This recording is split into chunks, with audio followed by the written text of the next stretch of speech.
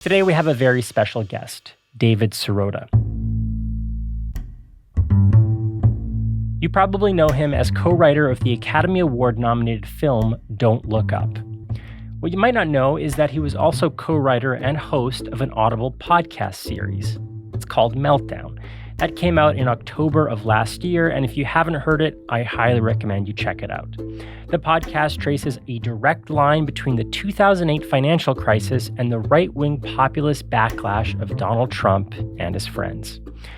But David is also a kind of meat and potatoes daily political reporter, and quite a good one. He's actually an award-winning investigative journalist, and now he's editor-in-chief of the online news magazine The Lever.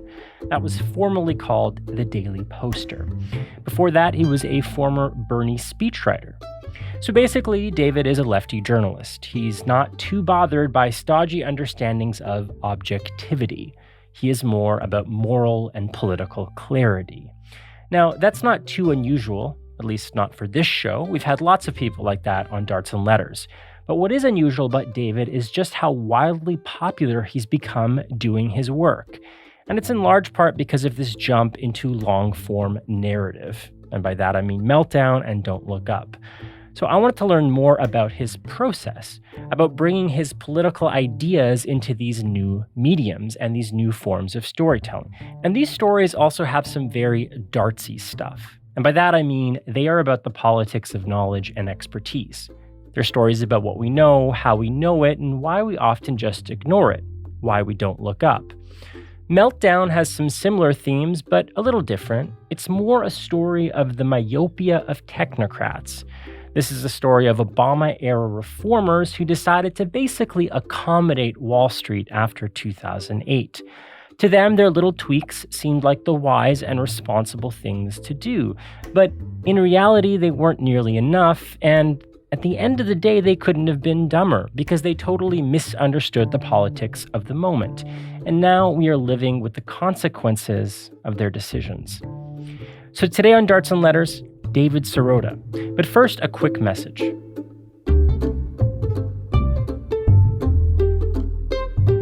Darts and Letters is a left-wing show about intellectuals, academia, and the politics of ideas. We like to look at our big thinkers. Some of them we like, many we don't. If you want to see more of that, hit the subscribe and like buttons at the bottom of your screen. And then you'll get regular long-form interviews delivered straight to you. Plus, we create a highly produced news magazine-style podcast. It has lots more stuff that you won't see here. You can find that at dartsandletters.ca or wherever you find your podcasts. Links are in the video description. Okay, back to your regular scheduled programming. Well, David Sirota, welcome to the program. Thank you. Thanks for having me. I'm so excited to speak with you. I've been following your work for a little while now, and I guess I was a little surprised and also delighted to see this shift for you going into long-form documentary radio with Meltdown, and obviously with what people would probably be even more familiar with, Don't Look Up, which was hugely successful. I wanted to kind of open there by just talking about that shift, if you do see it as a shift. I mean, it seems like in these domains, the kind of politics that you have, the kind of left populist, clear moral indignation and political clarity is often missing, often not that common. So I'm wondering why the shift into these sorts of mediums for you, and what was that like for you?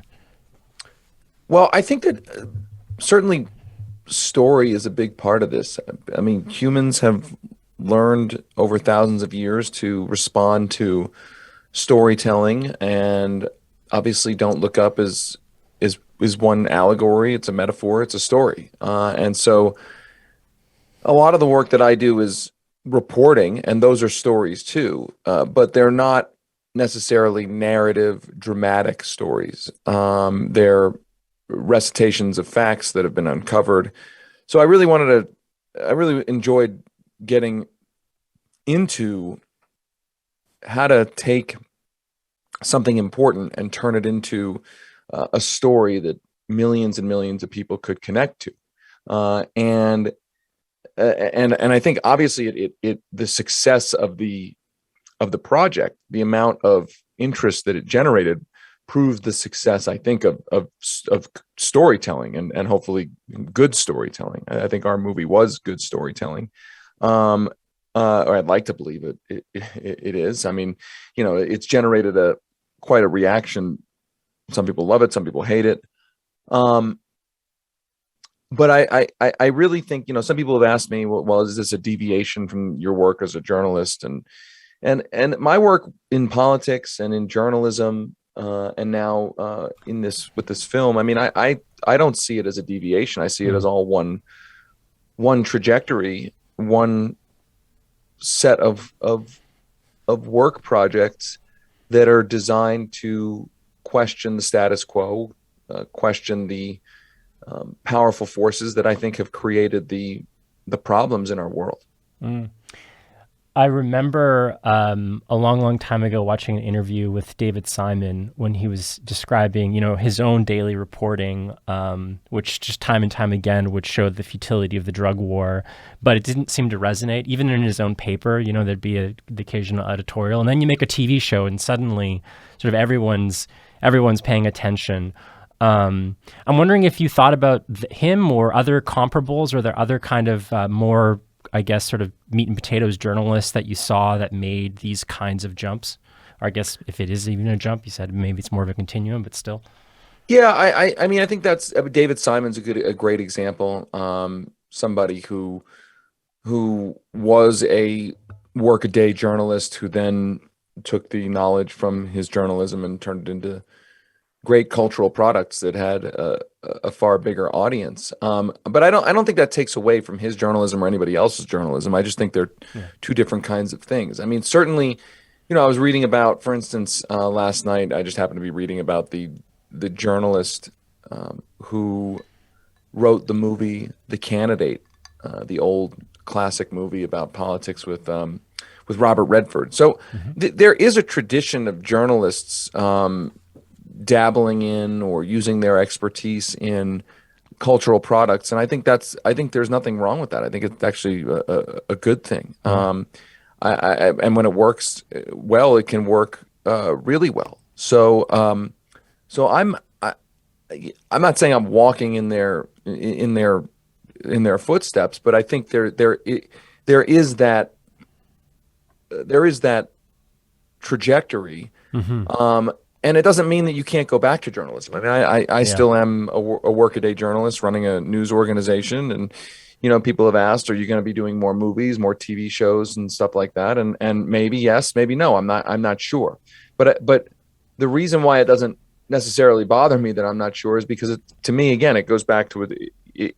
In some senses, it's all part of the same larger work. I mean, obviously, journalism is different than writing a fictional screenplay, but journalism doesn't exist in a vacuum. It exists, in my view, it doesn't exist just to tell people necessarily only just what's going on, but it exists to actually uncover things that generate pressure on people in power to do better, to stop hurting the world. So I want to ask you a little bit about Don't Look Up. I'm sure many listeners have already seen the film. It was enormously popular. From my point of view, and from the point of view, I guess, of the show, being very interested in the politics of science and expertise, I am especially interested to ask you about Dr. Randall Mindy, who was a fascinating character that seemed to really kind of resonate with a lot of the kind of the way that I see experts sometimes. I mean, first, he can't communicate. He's kind of anxious. He doesn't really speak with the same moral and political clarity as Kate does. And then very interesting arc, right, where he becomes sort of seduced by both the media attention and becoming a kind of house expert for the government before he finally does kind of get religion and realize that, he needs to get serious about this. But can you tell me a little bit about kind of his arc and how you went about creating this character? Sure. I mean, I think that Dr. Mindy and Kate DiBiase are two parts of the rational human brain. Kate DiBiase saw the comet and said this is an existential crisis, and I am honest with myself. I don't really trust that the government's going to be able to do anything about it, and I'm going to try to do what I can to grab the government by the lapels and do something. But I'm ultimately not going to be surprised when the government doesn't do what it needs to do. Hmm. And there's sort of a darkness to that, and I think we can understand that. I think Dr. Mindy also understands the crisis, but is trying to play a role as he's trying to stay positive and say, I have to do what I can to take this imperfect system and make it respond. And it's not that he's naive, but he obviously gets sucked in. I mean, he Hmm. gets mesmerized and enchanted and by the fame of that system. And ultimately, he ends up where Kate ends up. I mean, he Yeah. ends up making a good go of it, and he ends up feeling as helpless as she seemed to feel from the beginning. And I think that those two responses are rational. They're understandable. They're two parts of the human brain, a normal human brain that probably looks at climate change and says part of it's like I should just throw up our hands and we can't do anything, and then the other part says, well, we got to do what we can to work with a completely corrupt government and a dysfunctional political system to try to get something done because every single thing is on the line.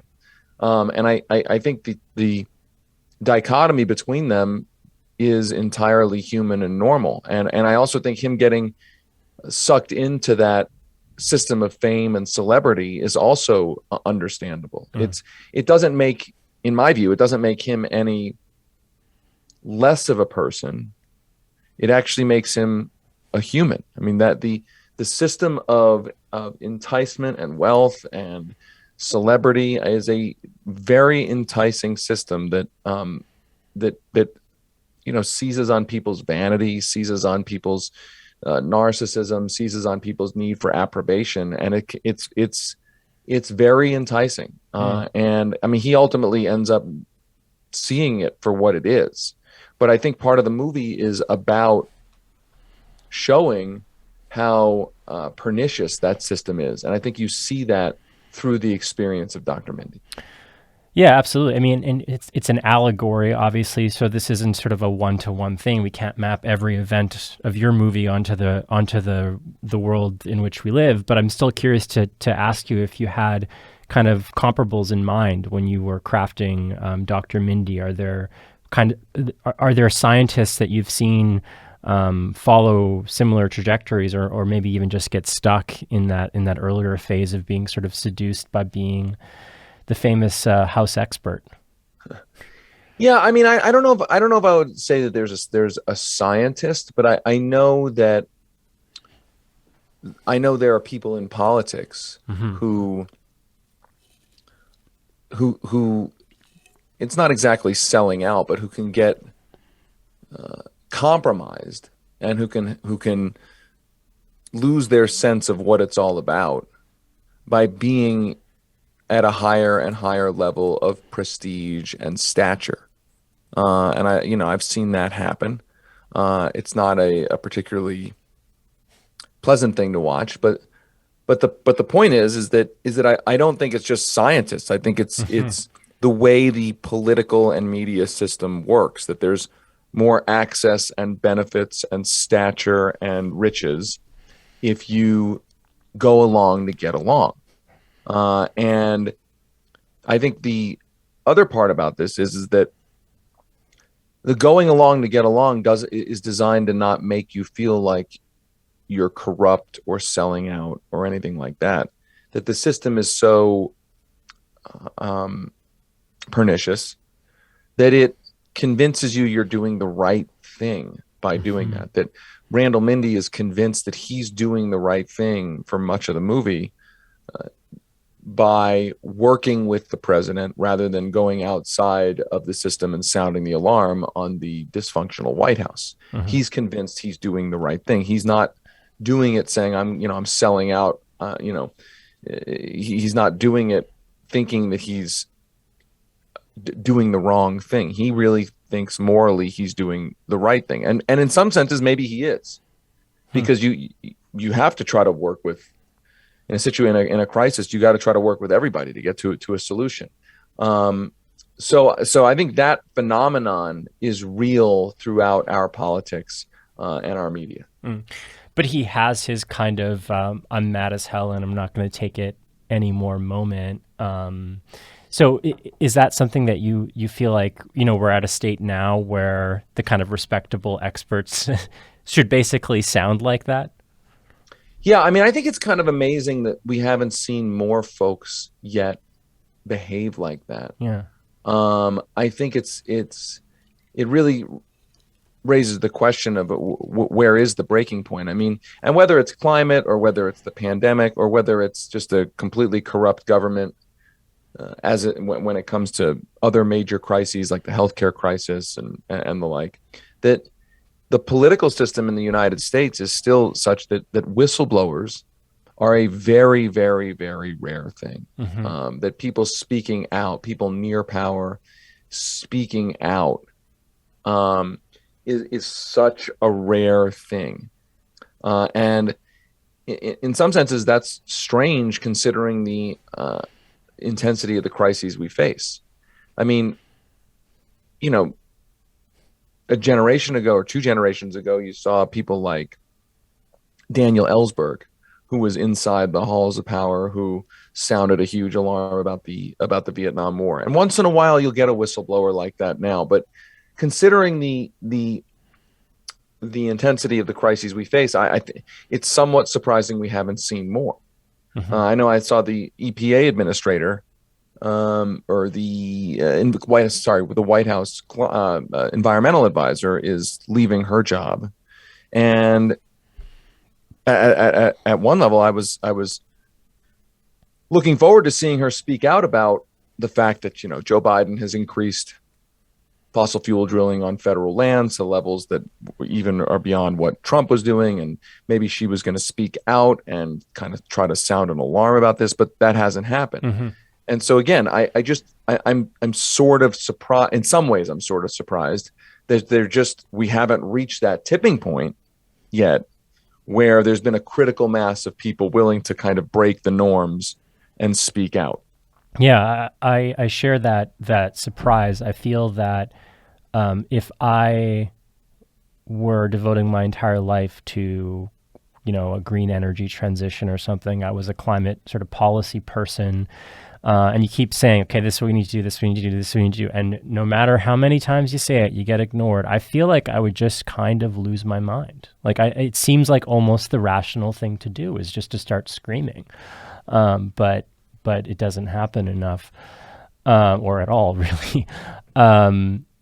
I'm curious about the reaction. I mean, I watched the movie. I liked the movie. I wasn't following all the, everything that was said on Twitter, but my kind of ambient sense of things is it was one of the most popular movies on Netflix ever, if not the. Climate activists and scientists seemed to like it, and some critics did, but a lot didn't. Can you tell me a little bit about the reaction and kind of what you made of it? Sure. We knew this was going to be a divisive movie, or as we called it, not a consensus movie. You typically can't make movies about the here and now, about a political issue, and not have lots of people have lots of different opinions about the content. You can make movies about history, you can make movies about fantastical worlds that don't exist, but if you make a movie about the here and now, everybody's going to have their opinion. So in a sense, the opinions being all over the place were not only not surprising, I would be worried had that not been the case. In fact, I would have been worried that the movie did not land. Mm-hmm. If lots of people didn't have lots of opinions, I would have been worried. I guess nobody's watching our movie. So I think that some of the criticism was, look, let me just say first, if you don't like our movie, that's totally fine. Especially when it comes to something that's really art, and that's what films are. people are going to have their opinions. Beauty or skill is in the eye of the beholder. Mm-hmm. Let's be clear that you can be a devoted climate activist, believe in climate change, and hate our movie. That's that. Your views on climate are not reflected in what you think about our movie. But I will say that I think there was some criticism that wasn't really about the movie and was reading into the movie in a way that I didn't think was all that fair. I mean, there was some criticism that the movie was quote unquote smug. And if you really unpack what that, and that was kind of what's interesting about that criticism is that it's the kind of criticism that's so unmoored from any specificity, right, that it's hard to kind of push back on it or really understand what it's saying. But smug is sort of implying that we were saying, we're better than everybody else by saying these things, by highlighting these things, and that somehow we're self-satisfied about that. And I actually, if that's what that criticism meant, I just reject it, because in our movie, you'll notice that we're not saying that everybody in the movie, the regular people in the movie, ordinary workaday people, are stupid or uninformed. We're not saying that. The movie is about a political and media system that manipulates people, about political elites and institutions that are corrupt and not serving the public and not doing what needs to be done. So I reject the idea that our movie was somehow smugly talking down to the audience. I would say that our movie was on the side of the audience. Yeah. That if you say that this movie is smug, you must be watching the movie through the eyes of the president or through the eyes of the Mark Rylance billionaire character. The movie, in my view, is designed to be seen through the eyes of Kate DiBiase and Randall Mindy. Right. And so I just reject that it's, smug. Now, I've also heard, the metaphor of a comet headed towards Earth is not a perfect metaphor. And my response to that is, yeah, of course it's not a perfect metaphor. It's a metaphor. The metaphor was used for some specific things. Yeah, it was a comet headed towards Earth and having an impact being in 6 months is designed to dramatize and speed up the timeline to dramatize what the crisis really is. The metaphor, in other words, is used to focus the mind on some of the problems in our political and media debate as it relates to climate. For instance, the rejection of science. For instance, the media system that's most interested in distracting us and not informing us. So you're right. An asteroid headed towards Earth is not climate change. I concede that point. It is not a perfect analog. But I would argue it is a good metaphor for spotlighting some of the biggest problems baked into the climate conversation and really baked into the problem at the heart of American politics, which is a kind of moneyed, corrupt system overlaid with a corrupt media that wants to do anything and everything to distract us from the problems at hand, and more specifically is focused on always trying to enrich the already rich with every emergency that comes down the pike. Yeah. I want to go back to that smug comment that I saw flying around, and I think your description of it, I mean, as being you're targeting media elites, governmental elites, corporate elites, and that's where sort of the uncomfortableness, I think, comes in, because this is my comparison, but Nathan Robinson, when he wrote about the movie, he drew the comparison to Idiocracy, which I think is really illustrative, because in some ways it's a similar movie, but in other ways it's completely different, because its target is the ordinary person, that we're all much dumber.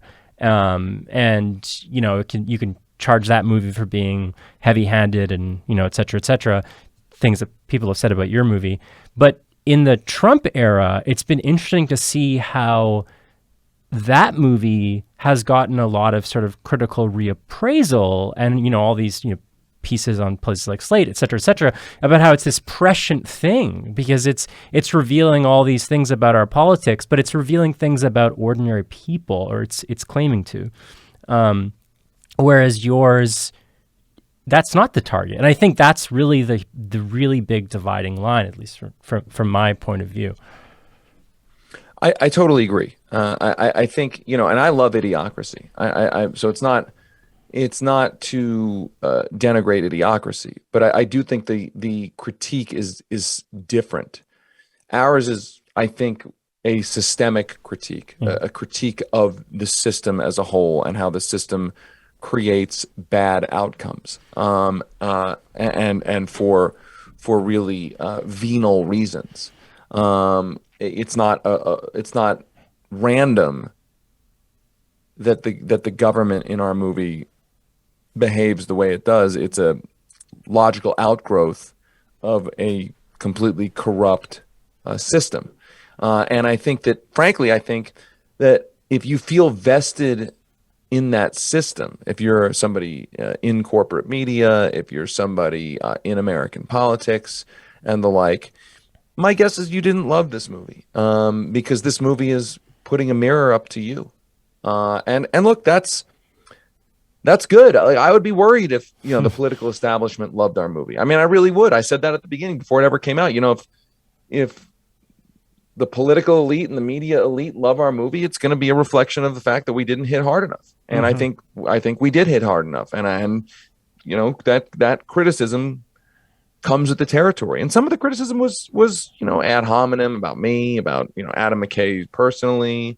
And I told Adam, I said, listen, having worked on presidential campaigns and other campaigns, the nastier the criticism, the more it means we've gotten close to criticizing the movie, criticizing the heart of power. So the more on target we're going to be, the more nasty the reaction is going to be. This is a slight tangent, but I'm curious. You do like Idiocracy, and not to make this an indictment on Idiocracy, but I think it is kind of interesting. I enjoy Idiocracy, but when I think about it politically, it feels like an anti-populist message almost. It feels like a message that runs sort of counter to your politics, doesn't it? It certainly runs counter to my politics, I think. I mean, it's been a while since I watched it. So I haven't watched it in a while, but I think it depends on what context you think that movie is implying. It does show a lot of kind of ridiculous, clownish, stupid individuals making stupid decisions and being stupid. I think what I would say is that it depends on what you think produced a society like the one represented in Idiocracy. I choose to see most problems in our society as systemic problems, with the individuals being the symptoms of the problem, the individuals being an expression of the problem. I don't think, for instance, that Donald Trump is the singular problem in American politics. I think Donald Trump is a huge problematic symptom of much deeper problems in American politics.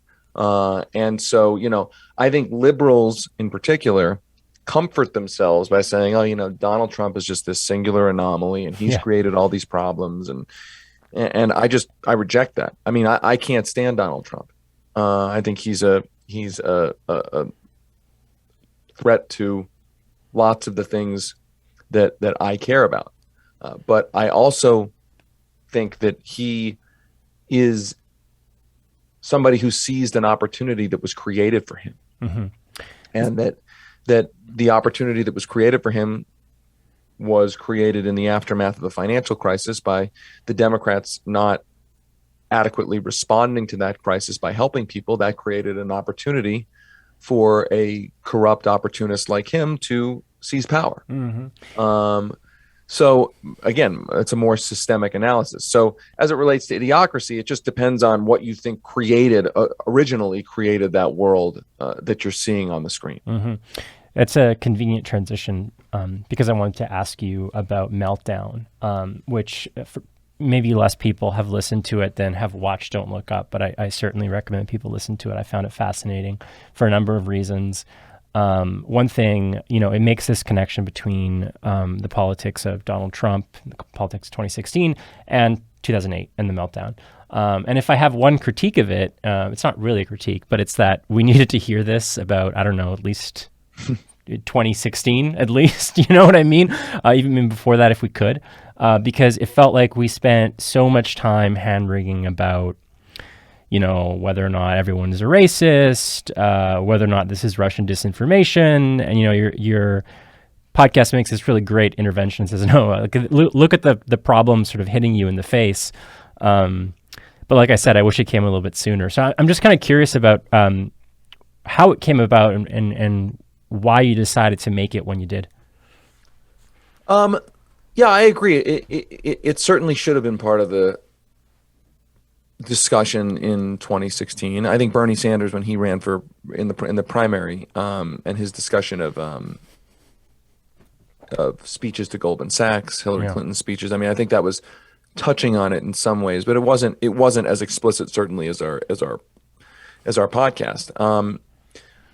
I think the reason we did it was because I think we were doing it in the middle of Trump's reelection campaign, and it still seemed to be there still seemed to be a fundamental misunderstanding of what created Donald Trump, even in that campaign, when you listen to the Democrats talk. And I think that the key argument that undergirds the entire podcast is that the financial crisis happened. It was a moment of real opportunity especially with somebody like Barack Obama, a skilled politician who came in with a huge mandate.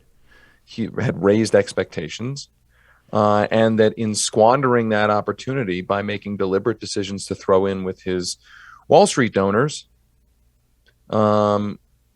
he ended up shredding an already tattered social contract between the public and its government. That more specifically, in not delivering, he reiterated to the country, an already disillusioned country, that even when we elect a guy who's promising hope and change, when that person delivers more of the same, it incredibly demoralizes people's belief that the government can do anything. And that's when Donald Trump and the Tea Party, his Tea Party predecessors and the like, they took advantage of that. And there were a lot of decisions that Obama, and not just him, but his whole administration, made that they didn't have to make, that they did make. And they can argue, I don't necessarily agree with it, but they can argue we had to make these decisions, to bail out the banks in the ways that they did without any strings attached and the like. They can make the argument that they had to do it to save the economy. I reject that. I think there were other things that could have been done that would have been much better. But they can make that argument. But even in making that argument, I think it's undebatable that helped lose the country. I mean, there was a line in the podcast where it was like, this was from the Obama folks, they were saying that's how we saved the economy and lost the country.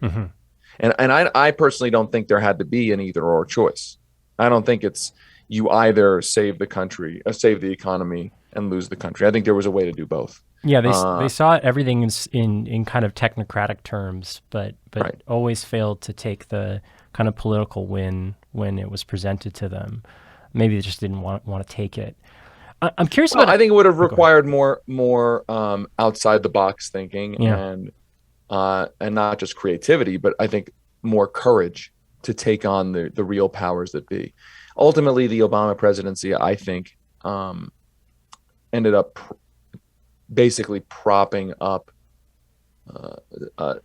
not just one, but actually two of the key pillars of a dysfunctional economy. It propped up, it reconstructed and propped back up a really rapacious financial system, financial industry, Wall Street.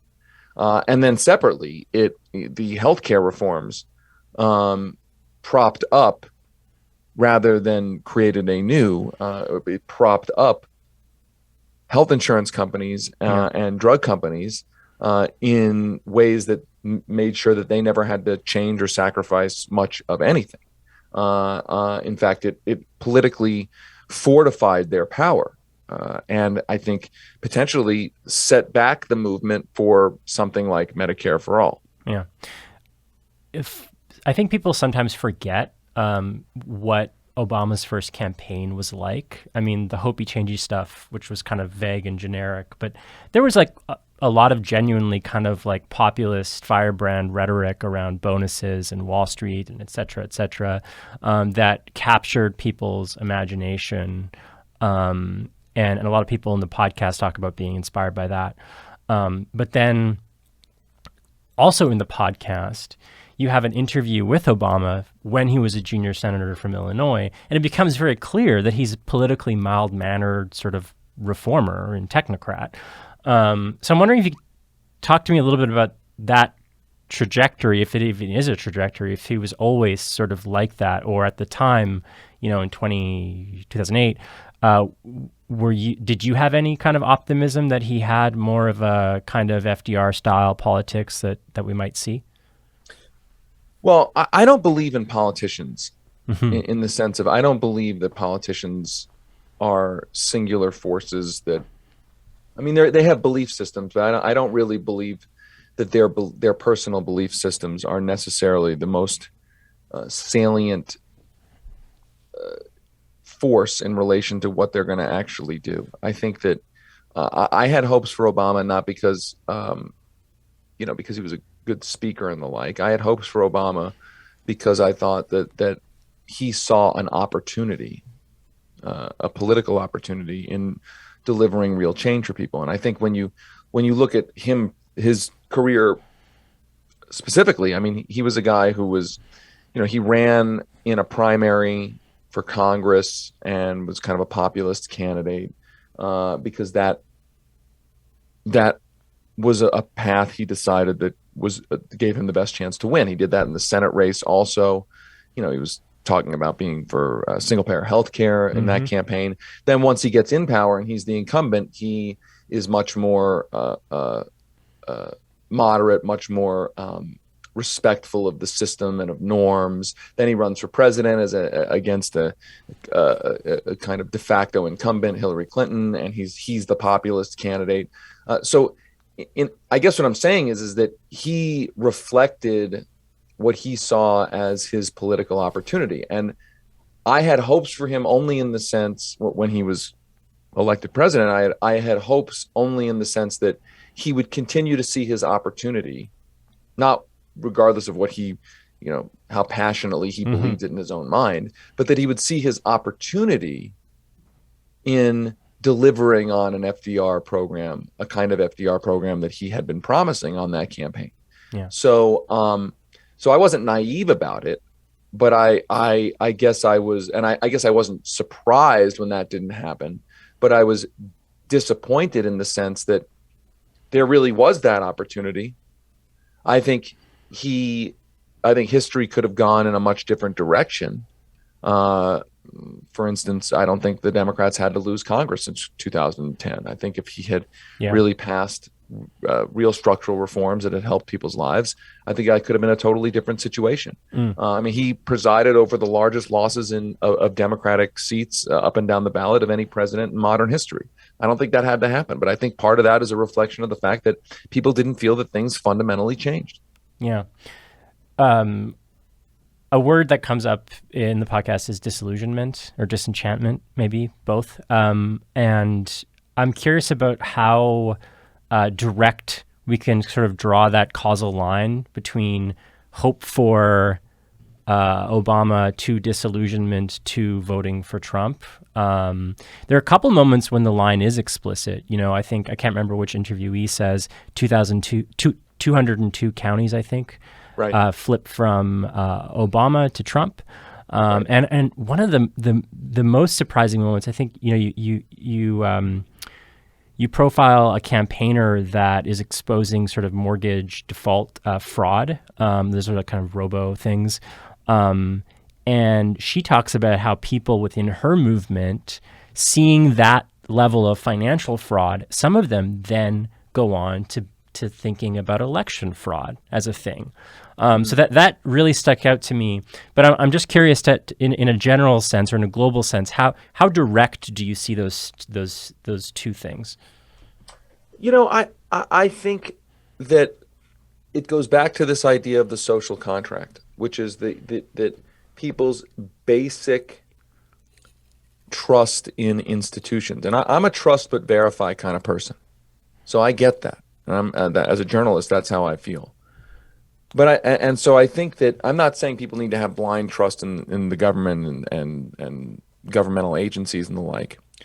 But I do think that if institutions that are supposed to be trusted so obviously fall down on the job, or even worse, allow and intensify a kind of rampant corruption, which I think you basically saw in the financial crisis, then I think you go from an attitude of trust but verify to nothing can be trusted at all. Yeah.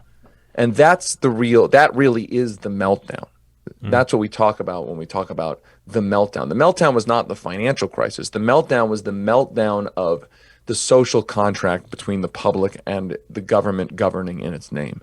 And I think that Donald Trump seized on that to then call into question any institution that got in his way in his efforts to seize power. So questioning elections and the like, you can see it's not a direct line between people losing faith in their government from the financial crisis to people saying, I don't trust election results, but they're related in the sense of, look, the government told me that the financial system is a legitimate system that's not there to just rip me off. The government, for instance, told me that opioids were safe. That was another, systemic part of the meltdown of people, of the shredding of the social contract. Now the government's telling me an election went this way, and I don't trust it, right? And I'm obviously not an election denier. That's not my politics. That's not what I believe.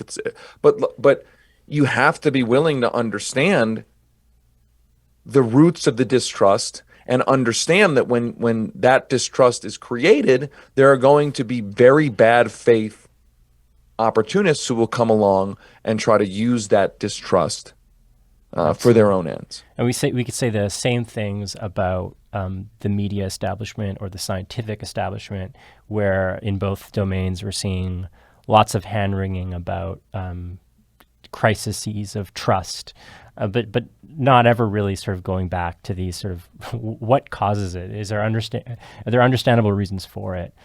I wanted to ask you, this is really just more of a question as a podcast producer, as someone who's been in the medium for a long time. And I can tell you from my friends and colleagues, my lefty friends and colleagues who are into podcasting, we kind of all got into it because of like This American Life and Radiolab and some of these other kind of really impressive shows. But when it started, at least, those shows weren't really political, not like overtly so. And then in the Trump era, they became much more focused on politics. And I can tell you, and this is probably not just me, but all my lefty podcast friends now kind of hate the show and it feels like the politics of like that NPR sound of, documentary is becoming more clear, and it is now alienating people to a certain extent. And so it got me thinking about that form that you're stepping into, that kind of, NPR long form narrative documentary sound is not, again, just like with Don't Look Up, it's not really a place that is typical of people in your politics. And I'm wondering if you thought about that and how you navigated that. Well, I wanted the show to sound like something formatically that people who don't see themselves as political people could engage with. I very much believe in trying to meet the audience where it is. So, audio wise, sound engineering wise, I think that there's a theory to how the Meltdown sounds. The theory is I'm trying to reach not only political activists and the like, but also a kind of, I guess, less motivated listener, and use the formatics to then deliver I think a pretty hard-hitting recounting of what actually happened, a recounting that I think a lot of listeners may be surprised to hear because they've never heard the story that we've told. And the story we've told is not a story. It's what actually happened. Mm-hmm. So I very much believe in the idea of when possible using the formatics that apolitical audiences are used to, using those formatics for our own ends, to actually tell the kinds of stories that aren't told enough or really at all in corporate media. Mm-hmm. Frankly, I'm surprised that it happened. I'm surprised that a show like this was on a network like Audible and that a person like you is in the narrative podcast space. I don't know if that says something about how politics are shifting. I don't know what that says.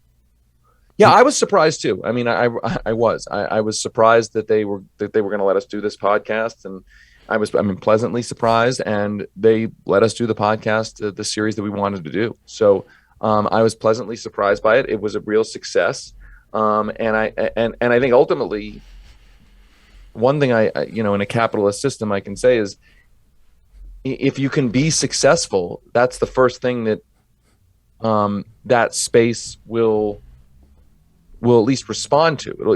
It'll. I mean, ultimately, if you can use the corporate media space to deliver a message that is usually not aired in corporate media, that's a victory for you. I mean, I know there were some people, as an example, who were, why are you doing your podcast on Audible, which is owned by Amazon? And my view was, listen, if I can use the megaphone of Audible and the resources of Audible is going to put up the resources to actually get this sort of deep dive project done. If I can convince them to let me use that megaphone and use those resources for that message, I've won. That's not some sort of, I don't think that's a compromise. I think that's a victory. Mm. Yeah, I mean, certainly as a radio producer, brings me a certain amount of hope that we can have more of this type of programming, which I think we need. We need lots more kind of genuinely left narrative, long form stuff. Although I would tell you, I mean, just one thing on that. I don't think Meltdown, honestly, I don't think Meltdown is quote unquote left. I mean, I'm not afraid of the term left, but I actually think listening to Meltdown or what I've said about the financial crisis, I think the entire idea that's on the left or a leftist kind of thing, I think that's sort of the propaganda system. I'm not saying you're doing it, but that's sort of the way the propaganda system has hacked the terms of the debate. Yeah. Right. Recounting how the financial crisis disillusioned millions of people and that led to a political opportunity for a right-wing opportunist. That was a story that was never discussed in corporate media, but it's not a left story. It's just what happened. Yeah, no, I take your point. That's a good point. There's something that you said on the podcast Champagne Sharks, which I will link to. I recommend people check out that podcast in general and then your episode in particular. That really stuck with me, and it's, you were comparing the period that Meltdown is set in, the financial crisis, to today. And I'm wondering if you could kind of tell me a little bit more about that. Why, on this podcast, you draw some parallels that in fact we're living in kind of the same time almost, or that there are at least echoes. What did you mean by that? Well, what I meant is that political capital can't be hoarded, as Karl Rove himself said. That when you win an election, the way to uh, remain popular and continue to have political capital is to just continue to deliver. And I think coming out of the gate, Joe Biden seemed on board with that idea. I have to deliver right now. The American Rescue Plan delivered a lot of real help to lots of people and broke from the Obama administration model of a kind of top-down bailout. And I think that was really good. And at the time, Chuck Schumer said that he understood the mistakes that were made in the early Obama years. I think since then, though, I think the Biden administration has forgotten those lessons. It has been focused on trying to appease Republicans. The president has not used his executive authority to deliver on so many of his promises, and he has that authority on everything from union rights to raising wages to lowering drug prices to canceling student debt. Just been completely lethargic as crises have beared down on us, and that's to say nothing about the climate crisis. And I think ultimately, he goes out and he makes these big promises that things are going to happen, and then they don't happen. And when you make the promises, you get a short-term political benefit. But over the long haul, reality wins. Yeah. And I think when you look at Biden's poll numbers right now, clearly the public is totally unhappy with his presidency, especially on economic issues.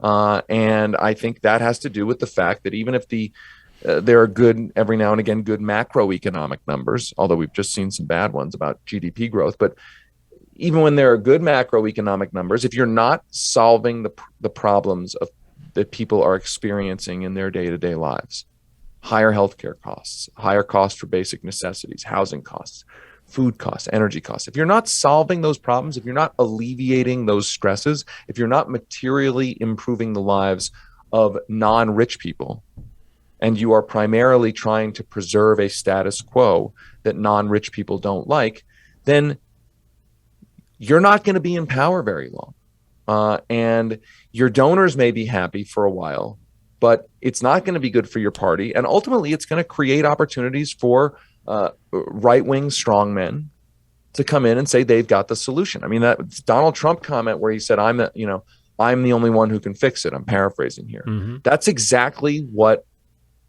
is the dynamic that's created when Democrats come into power promising change and then delivering more of the same. And I definitely think that's a very big potential for what may happen now with the Biden presidency. Yeah, absolutely. And for people that don't know, I definitely recommend that they check out The Lever, and you have this great kind of rundown of many of the things that you just described about Biden's kind of promises that were not kept, and how it's kind of jokerifying all of us. I thought that was very good. I will link that on the show notes. My last question is, it's probably too cute, or maybe too unfair for me to ask you, but listening to Meltdown, I couldn't help but thinking what like Meltdown Take Two is going to be like in 5 years or whatever, with everything that you just described, and just also the fallout of COVID. I don't know what the political meltdown of that is going to be like. I mean, people just being essentially left for dead, and told what they can't have and can't do, and not really provided for. I can't imagine what the long-term ramifications are going to be like. But I've wondered if you've thought about that, having looked back in the making of Meltdown, thinking about what that could look like in Take Two. Yeah, I mean, I certainly think that if the midterms go the way they look like they're going to go, I certainly think there is a meltdown too. I think we're living in the middle of it's not meltdown part two. It's that the meltdown didn't ever stop. I mean, I wrote that in that piece about the sort of jokerfied country, which is that the 2020 election could have been a diversion off of a path that we were on since Trump, but it looks more and more like it's just a rest stop, just a pause. And that's terrifying. I mean, I do think that I don't like Third Reich or, Nazi metaphors and the like, but I do think that the Weimar comparison to Weimar Germany, high inflation, working class upset that it's not, that it feels ignored, sort of a culture war going on. I think it has echoes of the conditions of the political situation in Weimar Germany, but it's not just Weimar Germany. I mean, that right-wing authoritarianism rises up when kind of left of center or quote unquote centrist parties don't deliver for people. And I think that's the dynamic right now. That is the meltdown. And I really did think that the Biden folks early on understood this. I mean, the American Rescue Plan really was a deviation from what the government almost now in the modern era always does in a crisis. And usually in a crisis, the government gives a lot of money to a bunch of rich people and to a handful of rich people, and that's the quote unquote solution. For the first time in my life, that's not what happened with the American Rescue Plan. And I thought that signaled that the folks at the top of the Democratic Party understood that there had to be a change. But now I think that was sort of it sure looks like a kind of one-time anomaly. And that's where Meltdown 2 would pick up. Well, David Sirota, host of Meltdown and writer of Don't Look Up and editor-in-chief of The Lever, which people should definitely check out. Thank you so much for chatting with me today. It's been a delight. Thank you. Thanks for doing it.